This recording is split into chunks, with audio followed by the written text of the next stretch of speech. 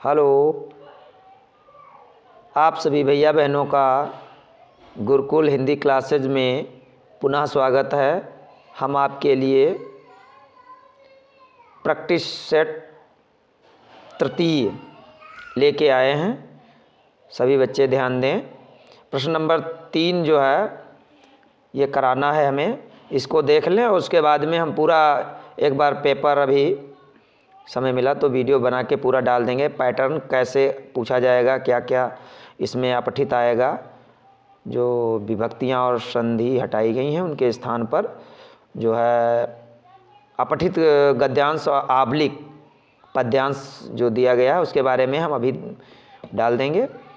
तब तक के लिए हम थोड़ा ये गद्यांश और पद्यांश की व्याख्या और उनके नीचे दिए हुए प्रश्नों को हल करा दें।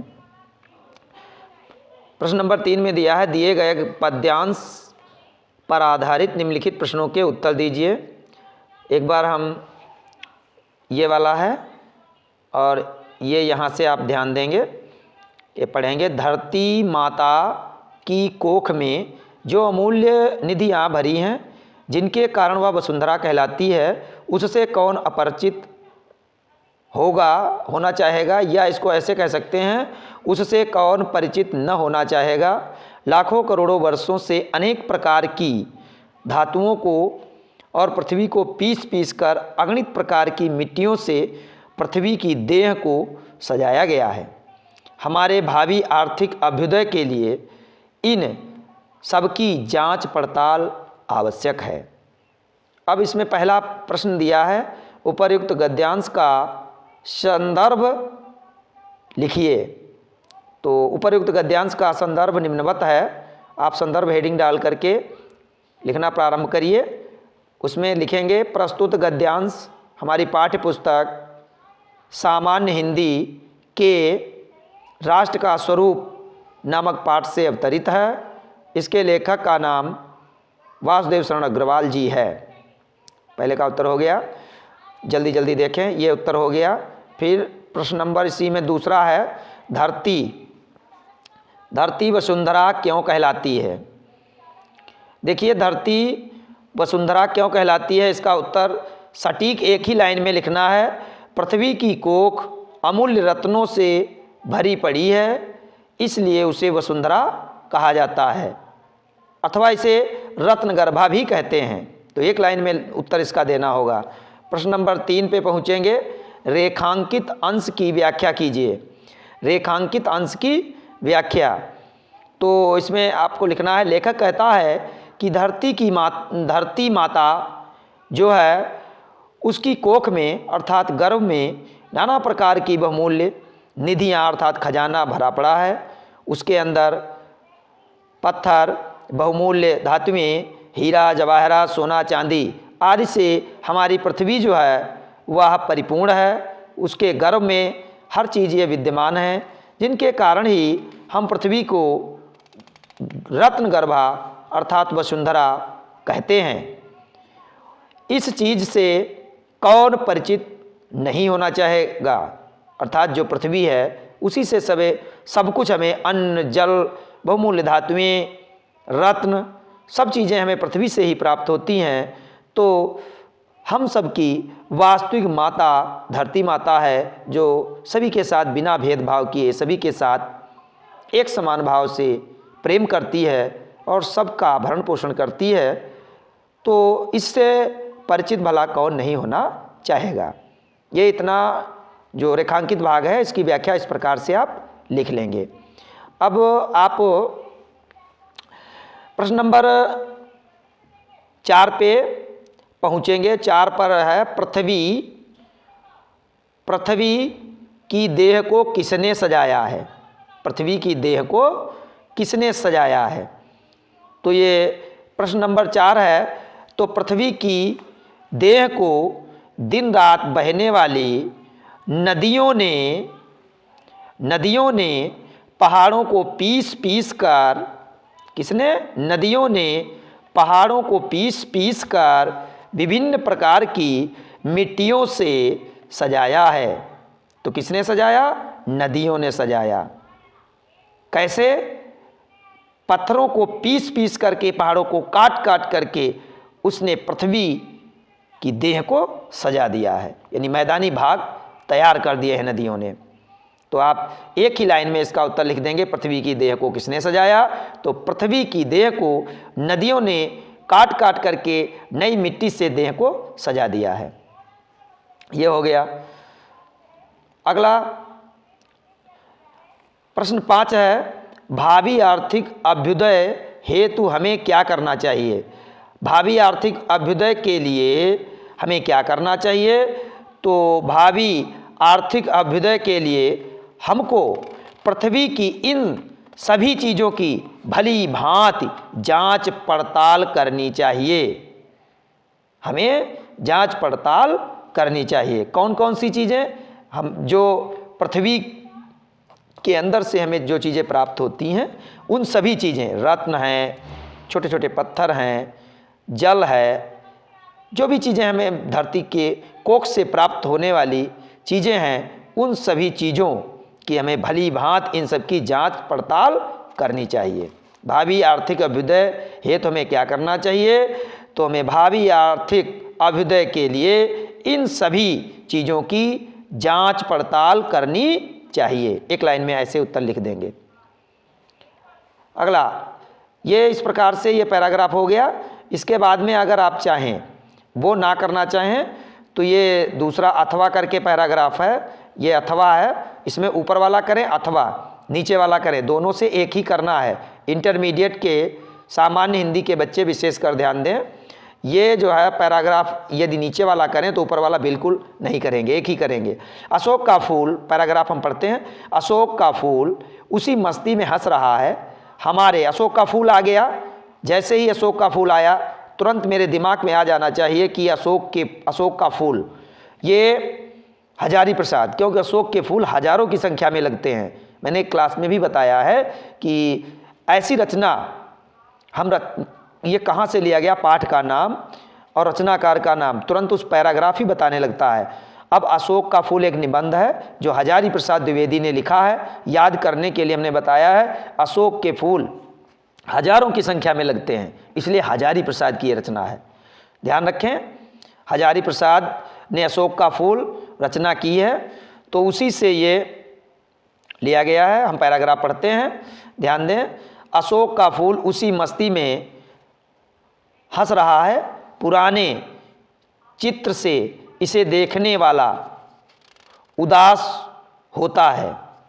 उदास होता है, वह हमारे अपने को पंडित समझता है। पंडिताई भी एक बोझ है, जितनी ही भारी होती जाती है उतनी ही तेजी से डुबोती है। जब वह जीवन का अंग बन जाती है तो सहज हो जाती है, और तो वह बोझ नहीं रहती। वह उस अवस्था में उदास भी नहीं करती। कहाँ अशोक का कुछ भी नहीं बिगड़ा, कितनी मस्ती में झूम रहा है। कालिदास उसका रस ले सके थे, कालिदास उसका रस ले सके थे, कालिदास उसका रस ले चुके थे। अपने ढंग से भी मैं भी ले सकता हूँ। अपने ढंग से उदास होना बेकार है। ध्यान दें, इसमें पहला प्रश्न है, उपर्युक्त गद्यांश का संदर्भ लिखिए। उपर्युक्त गद्यांश का संदर्भ लिखिए। तो प्रस्तुत गद्यांश हमारी पाठ्यपुस्तक सामान्य हिंदी के अशोक के फूल नामक पाठ से अवतरित है। इसके लेखक का नाम हजारी प्रसाद द्विवेदी जी है। पहले का उत्तर हो गया, इसका उत्तर हो गया, ये आप समझ लें। अब 2 पर आ जाएंगे। रेखांकित अंश की व्याख्या कीजिए। जिनके नीचे रेखा खिंची है उसी की हमें व्याख्या करनी है, यहाँ से लेकर के, और इसमें कम ही खिंची है, यहाँ तक दी है। पंडिताई भी एक बोझ है, जितनी ही भारी होती उतनी ही तेज़ी से डुबोती है तक होना चाहिए, पूरा होना चाहिए, आधा पैराग्राफ नहीं होगा। तो इसमें हजारी प्रसाद द्विवेदी जी कहते हैं कि विद्वता अर्थात पंडिताई भी एक बोझ के समान होती है। यदि विद्वता आती है तो उसके साथ में अहंकार मनुष्य के अंदर उत्पन्न हो जाता है। विद्वता के साथ मनुष्य के अंदर अहंग भाव उत्पन्न हो जाता है, जो मनुष्य का सर्वनाश कर डालता है। जैसे रावण को ही देख लीजिए, रावण इतना विद्वान था कि उसके समान व्यक्ति भूतो न भविष्यत, न कोई है न होगा। इतना विद्वान होते हुए भी उसके अंदर अहम भाव था, जिसके कारण उसका सर्वनाश हो गया। कहने का भाव यह है, पंडिताई एक बोझ है, जितना वही भारी होती है उतनी ही तेजी से डुबोती है। यदि विद्वता है और उसमें अहंकार आ गया तो आपका सर्वनाश होना तय है। इसलिए मनुष्य को विद्वता के साथ में विनयशील होना और अहम भाव से रहित होना भी अति आवश्यक है।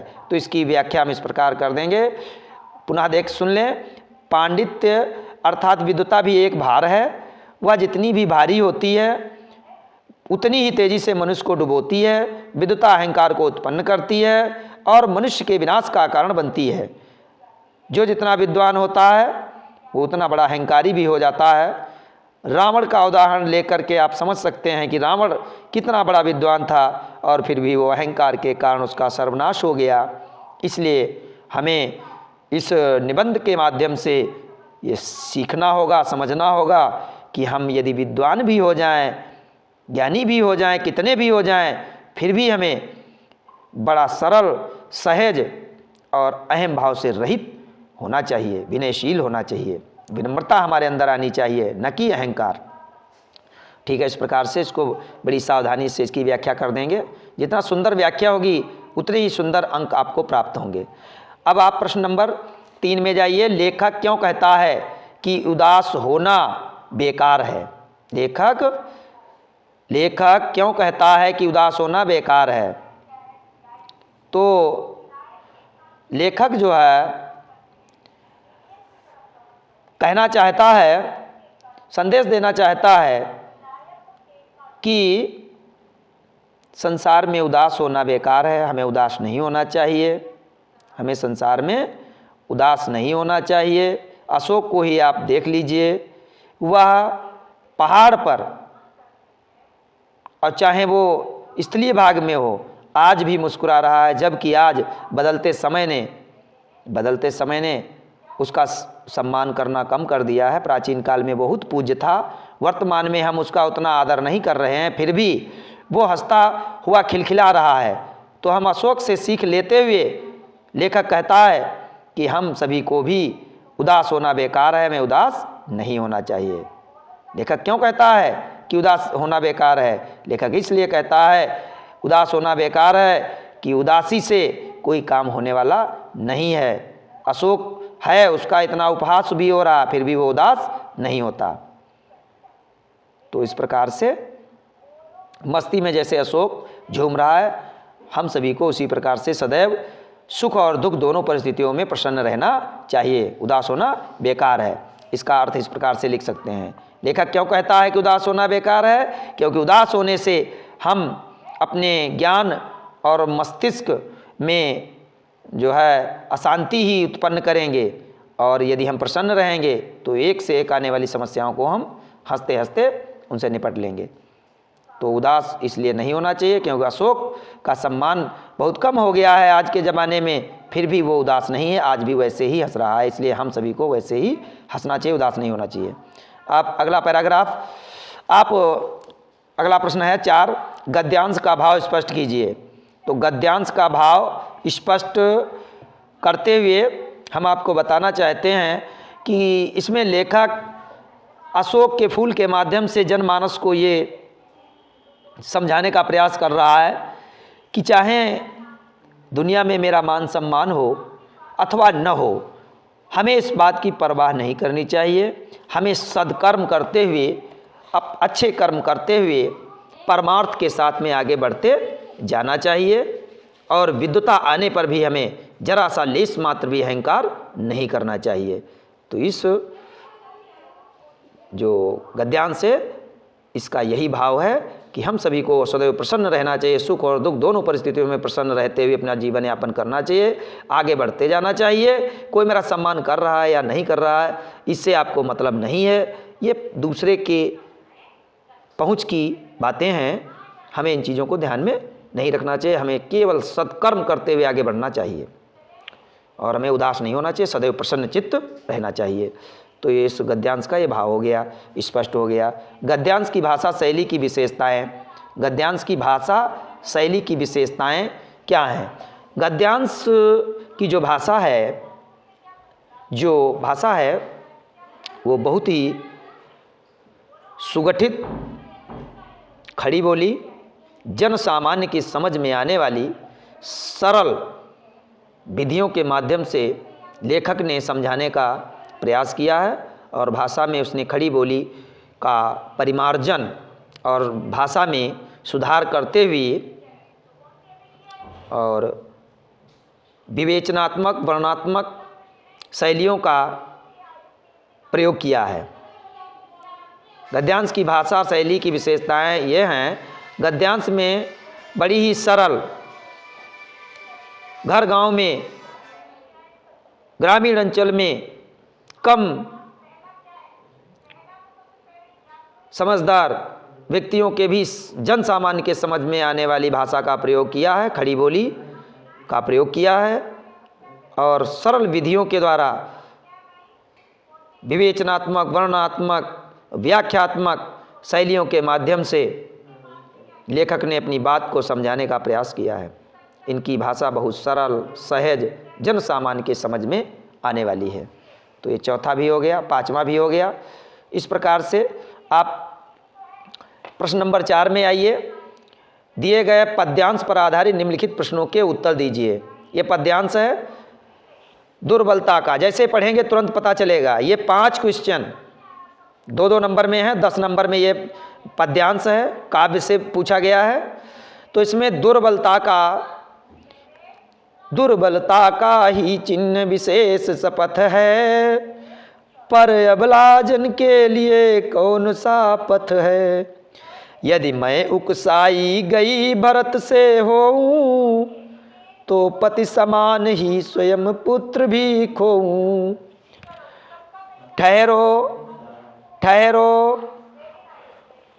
ठहरो मत रोको मुझे कहूँ, सो सुन लो पाओ यदि उसमें सार उसे सब चुन लो।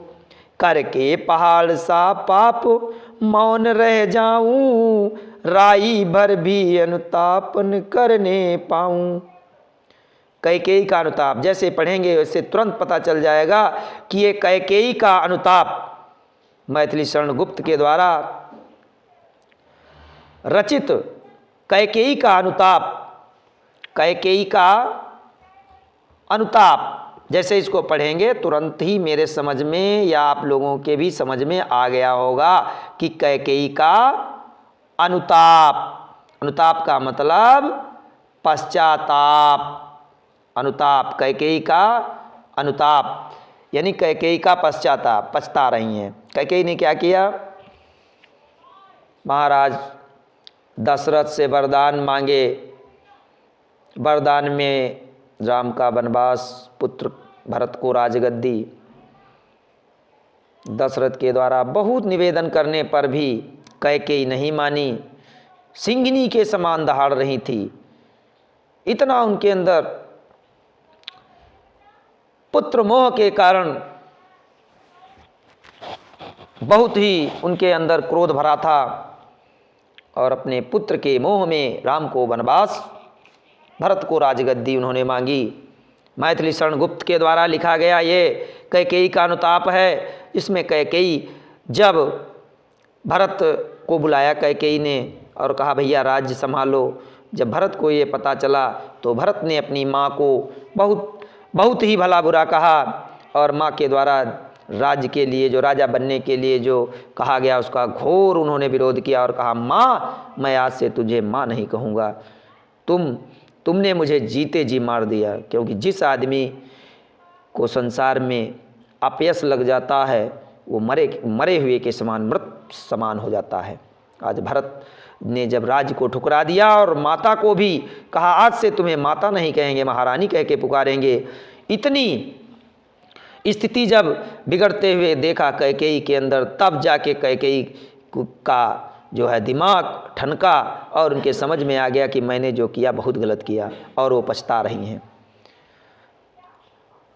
और राम को मनाने के लिए वो पंचवटी जाती हैं और वहाँ राज समा जाता है, भरत जी आते, सब जाते हैं। कैकेयी किस प्रकार से पश्चाताप करते हुए कहती हैं कि दुर्बलता का चिन्ह विशेष शपथ है कि मैं सौगंध खाती हूँ, मैं स्त्री हूँ। मेरे फिलहाल जो भी व्यक्ति होता है यदि वो सौगंध खाता है, अगर कसम खाए, तो समझ लीजिए उसके अंदर कोई न कोई कमजोरी है, दुर्बलता है।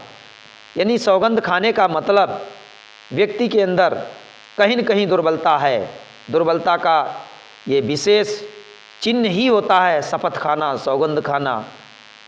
कैकेयी कहती हैं पर अबला जन के लिए कौन सा पथ है, परंतु हम जैसी स्त्रियों के लिए इसके अतिरिक्त कोई मार्ग भी तो नहीं है, इसके अतिरिक्त कोई मार्ग भी तो नहीं है। पूरे का हम पूरे की व्याख्या करवा रहे हैं, आपको केवल अंडरलाइन की करनी होगी, लेकिन हम आपको बता दें, पता नहीं कौन सी इसमें लाइन आ जाए इसलिए। और मैंने उपरोक्त पद्यांश का संदर्भ तो पहले बता दिया। संदर्भ में प्रस्तुत पद्यांश हमारी पाठ्य पुस्तक सामान्य हिंदी के कैकेयी का अनुताप नामक पाठ से अवतरित है और जिसके रचनाकार मैथिली शरण गुप्त जी हैं। अब रेखांकित की व्याख्या हम बता रहे हैं कि कैकेयी कहती हैं दुर्बलता का विशेष चिन्ह जो है, निशान सौगंध होती है, और मेरी परंतु हम जैसी स्त्रियों के लिए इसके अलावा कोई मार्ग भी तो नहीं है। यदि आगे कहती हैं, यदि मैं, आपको यहीं तक लिखना है लेकिन हम पूरे का पैराग्राफ का करा रहे हैं, यदि मैं भरत के द्वारा जरा सी भी उकसाई गई हूँ या मुझे प्रोत्साहित किया गया हो कि ऐसा ऐसा करिए, तो वो कसम खा जाती हैं, सौगंध खाती हैं कि मैं पति के समान अपने स्वयं पुत्र को भी खो दूँ। यानी जैसे मेरे पति मर गए वैसे मेरा पुत्र मर जाए, ये सौगंध खाने लगी। सभी कहते, वहाँ पे बैठे हुए नर नारी सब कहते ठहरो, मत रोको। तो कैकेयी सभी रोकने लगते हैं, माता ऐसे मत कहो। तो कैकेयी कहती नहीं, ठहरो, रुको, मत रोको, मुझे कहूँ सो सुन लो, मैं जो कहूँ उसको सभी लोग सुन लें। पाओ यदि उसमें सार, यदि उसका जो मैं कह रहे हूँ उसका अगर सभी लोग सारांश समझ रहे हो, उसका पूरा सार समझ रहे हो, तो मैं कहूँ उसे सब चुन लें। मेरे सारांश को कहने के भाव को सब चुन लें, इकट्ठा कर लें। करके पहाड़ सा पाप मौन रह जाऊं, मैंने पहाड़ के समान बहुत बड़ा पाप किया है, और इतना बड़ा पाप करने के बाद यदि मैं मौन हो गई तो मैं अपने आप को माफ़ नहीं कर पाऊंगी। इतना वो पश्चाताप की अग्नि में जल रही हैं और कहती हैं राई भर भी अनुतापन करने पाऊँ। अब राई आ गया, राई में ये राई शब्द आ गया, राई। अब राई इसमें बड़ी ई लगी है, हमने कल बताया था छोटी की होती है तो वहाँ पे स्वामी या मालिक होता है या भगवान होता है। यहाँ पे राई का मतलब सरसों, यहाँ राई का मतलब सरसों, राई का मतलब सरसों से है। दो पाई लगा लो, सरसों, एक और इसमें सरसों होता है, तो राई माने सरसों होता है। तो कहती हैं राई माने सरसों के दाने के समान भी मैं अगर पश्चाताप क्या करने को नहीं पाऊंगी तो मेरी आत्मा अपने मुझे ही धिक्कारेगी। इतना पश्चाताप में कैकेयी जल रही हैं। तो व्याख्या भाग में केवल आपको अंडरलाइन का करना है, लेकिन पता नहीं कौन सा पैराग्राफ परीक्षा में घुमा के पूछ दिया जाए, इसलिए सब पूरे की व्याख्या मैं कराता चल रहा हूँ। करके पहाड़ सा, प्रश्न नंबर 3, 2 हो गए। देखिए आप 2 हो गए, ये करा दिया, ये करा दिया। अब 3 नंबर में करके पहाड़ सा पाप मौन रह जाऊं, राई भर भी अनुतापन करने पाऊं, पंक्तियों में कौन सा अलंकार है। चूंकि आपको इसमें उपमा अलंकार है, क्योंकि हमने एक शब्द पकड़ा सा माने समान, यहाँ पे उपमा है। कौन सा अलंकार? उपमा अलंकार। कैसे पकड़ लिया हमने? सा शब्द आ गया। उपमा अलंकार की परिभाषा है जहाँ पर उपमेय की उपमान में समानता जो है प्रदर्शित की जाए, समानता प्रदर्शित की जाए, और उसमें जो है कुछ शब्द जो है जो उसकी पहचान के लिए हैं, उसमें सम, सदृश, सरिस, समान, सम ऐसे शब्द अगर जुड़े हों, कहीं न कहीं मिल जाएं, तो उसमें आँख मीच करके उपमा अलंकार होता है। सा माने समान, पहाड़ करके पहाड़ सा पाप, पहाड़ के समान पाप, ये शब्द आ गया, सा आ गया, तुरंत उपमा अलंकार है, आँख मीच के लगा देंगे, क्योंकि उपमा अलंकार में उपमेय और उपमान की समानता दिखाई जाती है। सम, सदृश, सरिस, समान आदि शब्द लगे रहते हैं। जैसे से मुख सुंदर चंद्र समाना, सीता का मुख चंद्रमा के समान है, समाना शब्द आ गया, उपमा हो गया। ऐसे ही यहाँ सा शब्द आ गया, इसलिए उपमा अलंकार है। ध्यान दें बच्चों, बहुत ही सूक्ष्मता के साथ हम प्रश्नों को करेंगे, और जो जो हम पहचान बता रहे हैं उन पर अगर गौर की आप लोगों ने किया तो गलती बिल्कुल नहीं होगी।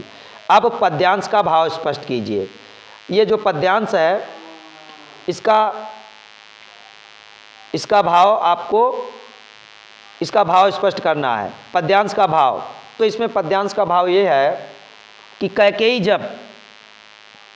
ने जो अपने भरत भैया के लिए, पुत्र के लिए जो जो मांगा, उसको पुत्र ने जब ठुकरा दिया, तब वो भरत के भाव को समझ जाती हैं कि ये भी राम का भक्त है और भाई भाई में इतना प्रेम है, मैंने व्यर्थ में ही पुत्र के लिए इतना सब जो कुछ किया सो गलत किया, पछताती हैं। तो इसका भाव यही है। पूरे पद्यांश का भाव इस प्रकार से है कि कैकेयी ने जो गलत किया उसके लिए वो पश्चाताप कर रही हैं, पछता रही हैं कि संसार में धन के लिए या पुत्र मोह के लिए हम सबको इतना अपयश नहीं कमाना चाहिए, गलत नहीं करना चाहिए जैसा कि कैकेयी ने किया, और वो पछता रही हैं और जीवन पर्यंत पछताती रहीं।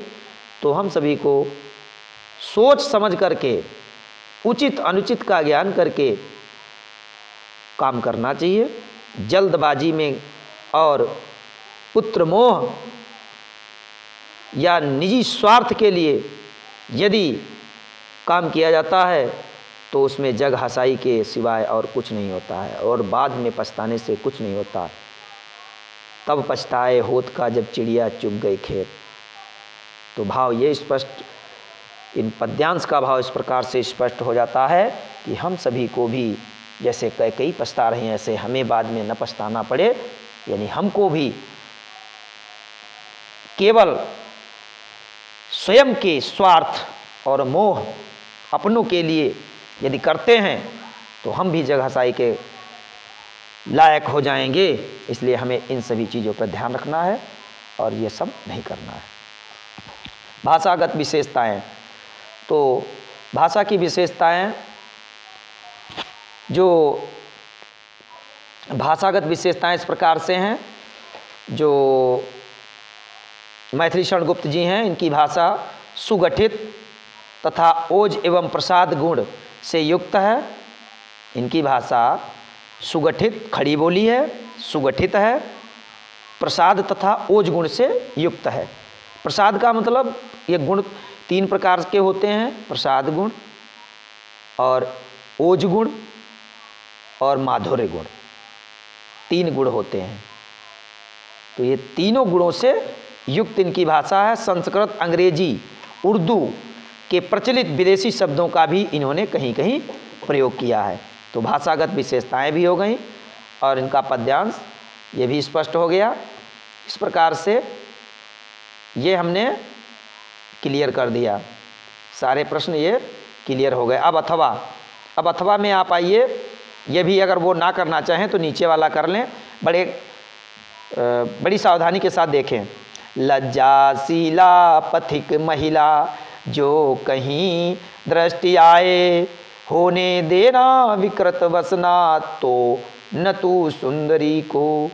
जो थोड़ी सी श्रमित, इसमें काले क्या गलत हो गया, ठीक कर लें।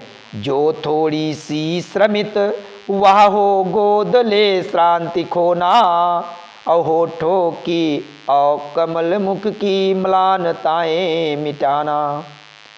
कोई क्लांता कृषक ललना खेत में जो दिखावे, जाता कोई जलद यदि हो व्योम में तो उसे ला। अरे धीरे धीरे परस उसकी क्लांतियों को मिटाना, छाया द्वारा सुखित करना तप्त भूतांगना को। जैसे ही हमने इसको पढ़ा तो विशेषकर इंटरमीडिएट सरस्वती विद्या मंदिर इंटर कॉलेज चौखड़िया मैगलगंज के जितने भी विद्यार्थी हैं जहां मैं क्लास लेता हूं, सारे के सारे बच्चे समझ गए होंगे कि जैसे ही मैंने लज्जाशीला पथिक महिला कहाँ दिखाई पड़ती है, पवन दूतिका में। अयोध्या सिंह उपाध्याय हरिऔध ने पवन दूतिका लिखा है और उसमें एक लज्जाशीला महिला अगर कहीं दिखाई पड़े तो हवा से पवन को दूत बना करके भेजती हैं, दूतिका बना के भेजती हैं। कौन भेजता है? राधा रानी। कहाँ भेजती हैं? भगवान कन्हैया मथुरा चले गए हैं, वहाँ हवा को दूत बना करके भेजती हैं और वही पवन दूतिका अयोध्या सिंह उपाध्याय हरिऔध ने लिखा है, वहीं से पंक्तियाँ ली गई। जैसे मैंने लज्जाशीला पथिक महिला बात आई, तुरंत समझ में आ गया कि वहाँ से पाठ अवतरित। यदि आपने मनोयोग से शांतिपूर्वक सुना भी है, अगर सुन लेंगे कल्याण मस्त। तो पहला इसमें है उपयुक्त पद्यांश का संदर्भ लिखिए, वो तो बहुत आसानी से आ गया कि उपयुक्त पद्यांश का संदर्भ इस प्रकार से, संदर्भ इसके डाल करके बड़ी सावधानी से पहले प्रश्न का उत्तर लिखें। सभी लोग लिख लेंगे कैसे? जो है प्रस्तुत पद्यांश हमारी पाठ्य पुस्तक सामान्य हिंदी के पवन दूतिका नामक पाठ से या शीर्षक से अवतरित है और इसके रचनाकार श्री अयोध्या सिंह उपाध्याय हरिऔध जी हैं। बड़े शांतिपूर्वक और केवल जितनी बात पूछी जाए उतने लिखना है। अगला 2 रेखांकित अंश की व्याख्या। अब देखें, ध्यान दें बच्चे। लज्जाशीला पथिक महिला, राधा रानी हवा से जो दूत बना करके भगवान कन्हैया के पास भेज रही हैं, वो उससे निवेदन करती हैं कि हे पवन दूतिके, तू मेरी दूत बन के, हे पवन तू चली जा। अगर जाने में भगवान कन्हैया के यहाँ मथुरा जा रही होगी, उस समय अगर तुझे लज्जाशील कोई रास्ते में महिला दिखाई पड़ जाए कहीं पर, तो इसमें आपको केवल अंडरलाइन का करना है, लेकिन हम पूरे का व्याख्या करा रहे हैं और आपको केवल अंडरलाइन की करनी है, आप उसको अलग कर लेंगे क्योंकि पता नहीं कौन सा कहाँ से आ जाए, हम पूरा पढ़ा देंगे।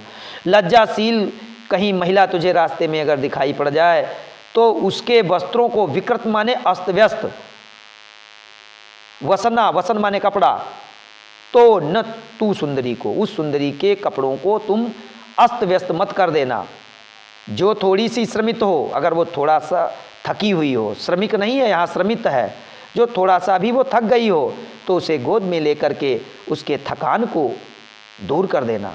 शांति माने थकेपन को दूर कर देना, खो देना उसकी थकान को।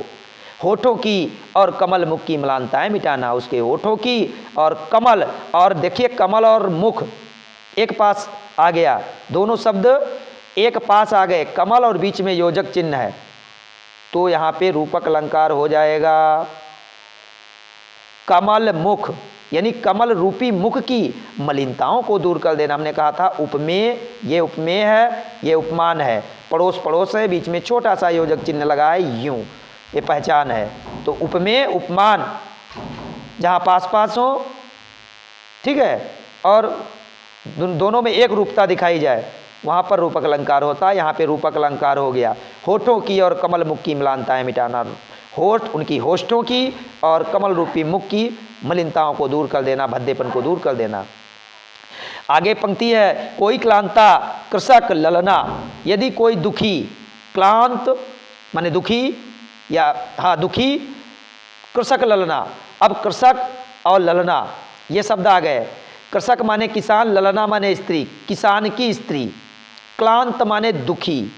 अगर कोई किसान की स्त्री खेत में दुखी दिखाई पड़ जाए तो क्या करना?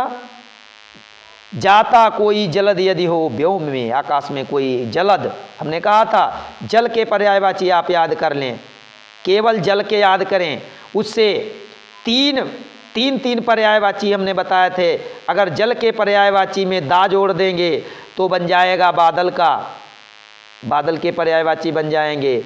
अगर जल के पर्यायवाची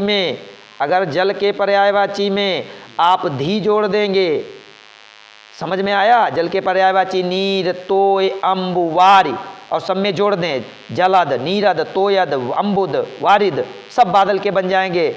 जल के पर्यायवाची में अगर दा जोड़ देंगे तो बादल के पर्यायवाची बन जाएंगे, अगर धी जोड़ देंगे तो समुद्र के बन जाएंगे। काहे के बन जाएंगे? समुद्र के।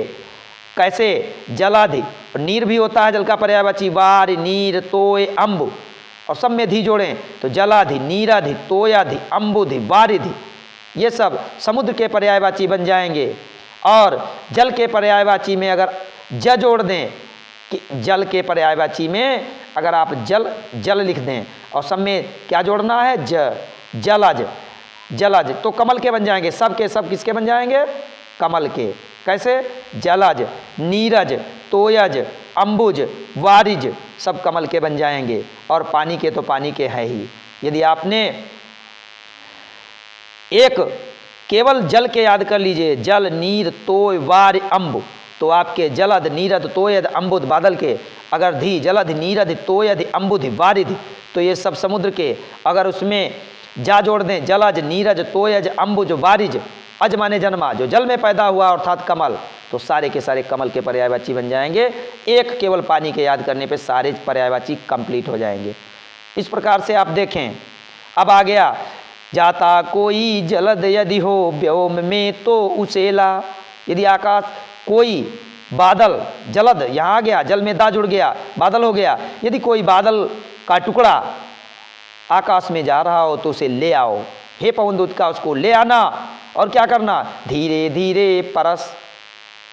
कृषक खेत में अगर कोई थकी हुई किसान की स्त्री दिखाई पड़े तो छोटा सा बादल का टुकड़ा ले जा करके आकाश में कहीं जा रहा हो और धीरे धीरे परस उसकी क्लांतियों को मिटाना, और धीरे धीरे उसको स्पर्श करके और उसके क्लांतियों को दूर करना। और क्या करना? छाया द्वारा सुखित करना तप्त भूतांगना को, और बादल का टुकड़ा सूर्य के ऊपर ले जाना और उस धूप में तपती हुई उस स्त्री को सुख प्रदान कर देना अपनी छाया के द्वारा। ये पवन दूतिका पाठ में राधा रानी हवा को दूत बनाकर भगवान कन्हैया के पास भेजती हैं और हवा से निवेदन करती हैं कि हे हवा, हे पवन, मेरी दूतिके, तू जा करके जैसा मैं कह रहा हूँ वैसा कर दे। इस प्रकार से आप सुंदर भाव से व्याख्या कर देंगे। ये अथवा में है, चाहे ऊपर वाला करना चाहे एक ही करना है, डबल कदापि मत करें। गद्य में भी दो दो आएंगे, काव्य में भी दो दो आएंगे, पद्यांश काव्यांश, तो उसे आप पद्यांश काव्यांश एक ही चीज़, तो आप एक ही करेंगे, इतना ध्यान रखें। अब इसमें प्रश्न में ये हमने दो करा दिए, एक ये हो गया एक ये हो गया। अब 3 नंबर में राधा लज्जाशील पथिक महिला के विषय में क्या कहना चाहती हैं? तो राधा रानी लज्जाशील पथिक महिला के विषय में कहना चाहती हैं कि यदि लज्जाशील महिला मार्ग में जा रही हो तो आप हे पवन दूत के, तू उसके वस्त्रों को अस्त व्यस्त मत कर देना। ये महिला के विषय में हवा को बता रही हैं। ये हो गया। होठों की और कमल मुख में कौन सा अलंकार है? तो आप बहुत ही खुद समझदार हैं। होठ की, होठों की और कमल मुख, और कमल और मुख दोनों पास पास में है, रूपक अलंकार हमने पहले बता दिया। कमल और मुख और बीच में योजक चिन्ह, उपमेय उपमान। कमल क्या है? कमल रूपी मुख, यानी कमल जो मुख है वो कमल रूपी है, यानी कमल के जो है कमल और मुख में अभेद पाया गया है। जो कृषक ललना है वो उसका मुख जो है कमल रूपी मुख है। तो कमल और मुख पास पास में आया योजक चिन्ह, इसमें रूपक अलंकार है।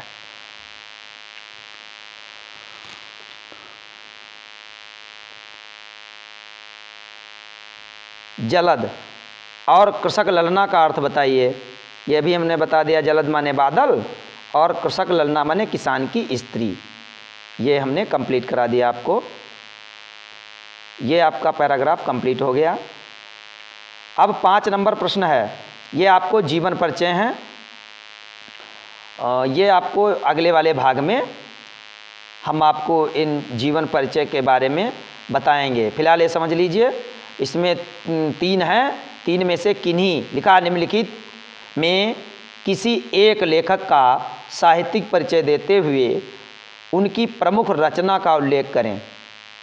तो आपको किसी एक लेखक का साहित्यिक परिचय, ये याद करने वाली चीज़ है, इसको आप याद कर लें और बताना। तो इसका हम जो है वीडियो बना करके आपको समझा भी देंगे, और इसमें वीडियो बहुत बड़ा हो जाएगा, इसलिए जीवन परिचय है, ये आप जो है घर पर याद कर लें। हजारी प्रसाद द्विवेदी, APJ अब्दुल कलाम, वासुदेव शरण अग्रवाल में से किसी एक का, ध्यान रखें केवल 80 शब्द में लिखना है, ज़्यादा नहीं लिखना।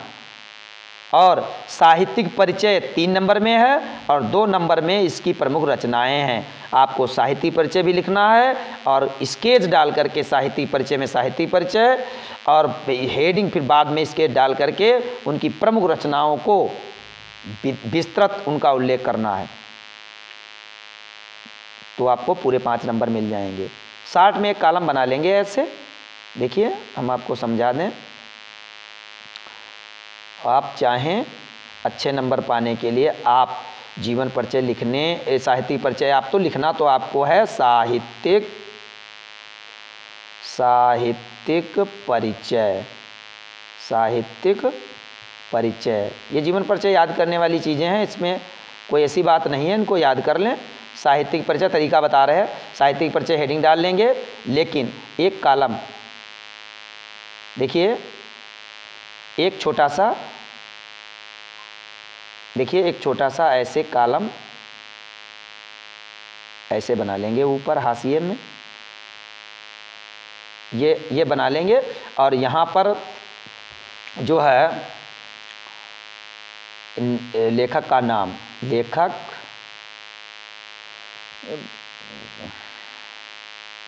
देखिए आप लेखक, इसमें लेखक के अगर उसमें पिता माता पिता एक में, पिता माता एक में कॉलम बना लेंगे, लिख देंगे। और उसके बाद में इसमें जन्म और इसी कॉलम में मृत्यु, जन्म मृत्यु, ठीक। और बाकी साहित्यिक परिचय में सब आ जाएगा, इतना कॉलम केवल बना देंगे। और चाहो तो इसमें भाषा शैली, ये कॉलम बना लेंगे कोने में, ऐसे बना लेंगे। छोटा सा बनाना है केवल, ये 60 में लिख देना है, ताकि एग्जामिनर जब चेक करेगा तो देख लेगा कि बच्चे को जानकारी पूरी है, समझदार है। एक कॉलम छोटा सा जल्दी बना करके एक आधे मिनट के अंदर ये सब करना होगा। यदि आपको जानकारी सही से है तो कोने में ये इतनी जानकारी दे देंगे। उसके बाद फिर उसको कोने में डालने के बाद यहाँ पर साहित्यिक परिचय तुरंत जस्ट देखें, यहाँ पे साहित्यिक परिचय तुरंत, साहित्यिक ये हमने 60 में लिखा, ऐसे नहीं लिखना है, पूरा लिखना है। साहित्यिक परिचय स्केच डाल करके यहाँ से ऐसे और फिर यहाँ से लिखना, ऐसे शुरू करेंगे। समझ में आया?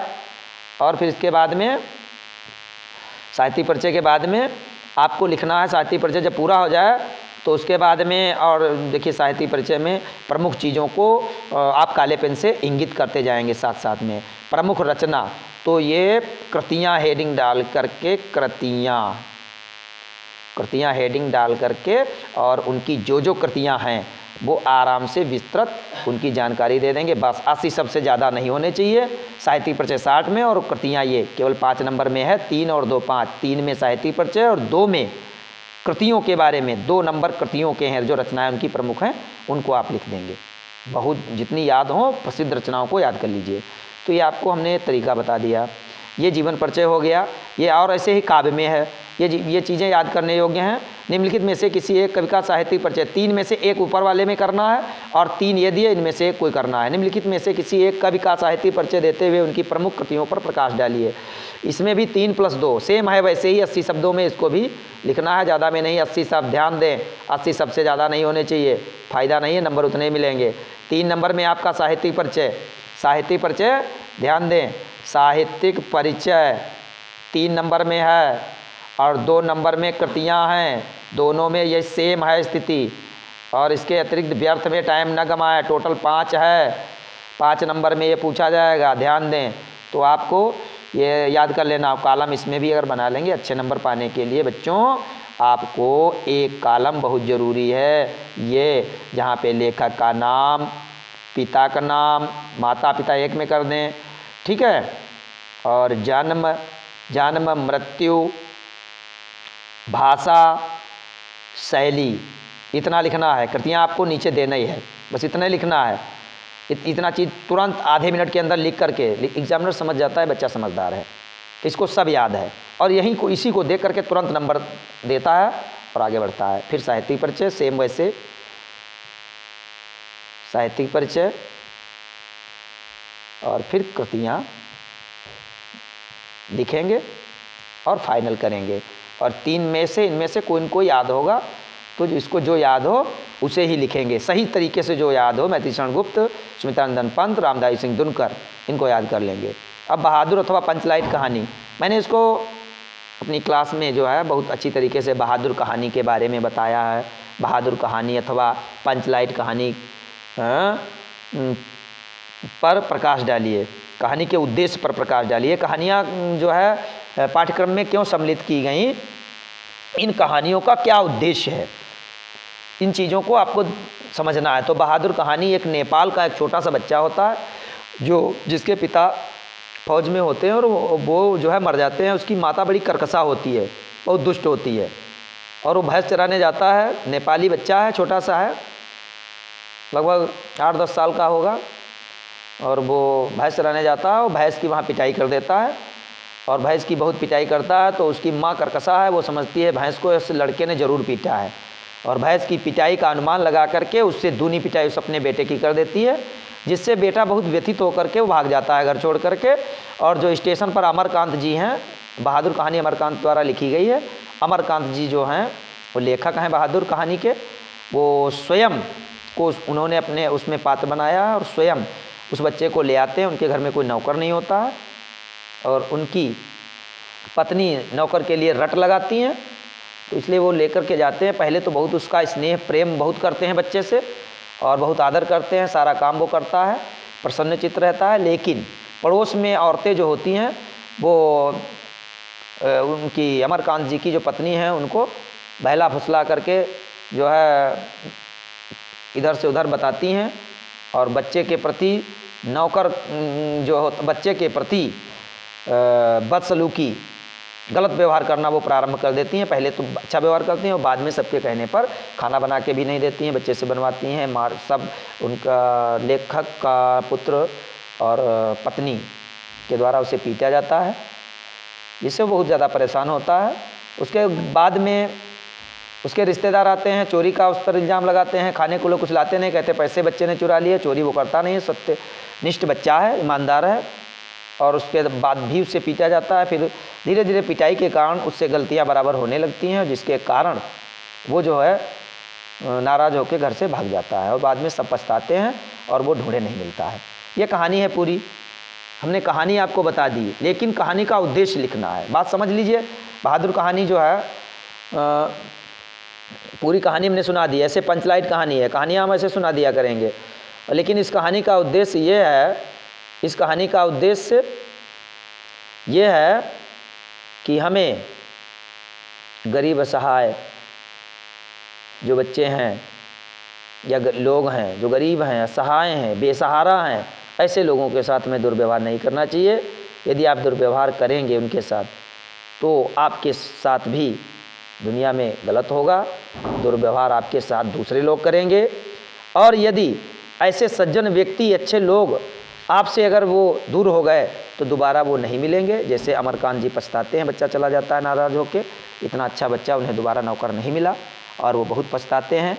लेकिन बात यही है, समय गुजर जाने पर कुछ हो नहीं सकता। इसलिए ये कहानी हमें, बहादुर कहानी ये सीख देती है कि हमें दूसरों के साथ दुर्व्यवहार नहीं करना चाहिए। यदि करेंगे तो आप बाद में पछताने के सिवाय और कुछ नहीं कर सकते। ये उद्देश्य हो गया। पहले कहानी का मैंने पूरा कहानी का सारांश बता दिया। अपने शब्दों में कथा वस्तु अगर लिखनी हो तो इस प्रकार से आप लिख दें, चाहे बहादुर आ जाए। पंचलाइट के बारे में भी आपको हम अवगत करा देंगे तो पंचलाइट कहानी भी बोल दें, बड़ा हो जाएगा वीडियो। अब आगे हम आपको पंचलाइट है, ध्रुव यात्रा, इन कहानी को सारांश अगले वीडियो में आपको देखने को मिलेगा। अनुमति दें। आप सबका बहुत बहुत धन्यवाद। चैनल को भाई साहब, जो भी बच्चे जहाँ तक देख रहे हों, मेरे प्यारे भैया बहनों, चैनल को सब्सक्राइब कर लें और लाइक करें। और यदि कोई इसमें त्रुटि रह गई हो या कहीं पे कोई दिक्कत हो, कमेंट में अवश्य लिखें। और ये पार्ट 3 है, हाँ? ये जो शेष बचा है पार्ट 3 में आपको इसके बारे में सब कुछ बता दिया जाएगा। अब आज्ञा दें। बहुत बहुत धन्यवाद।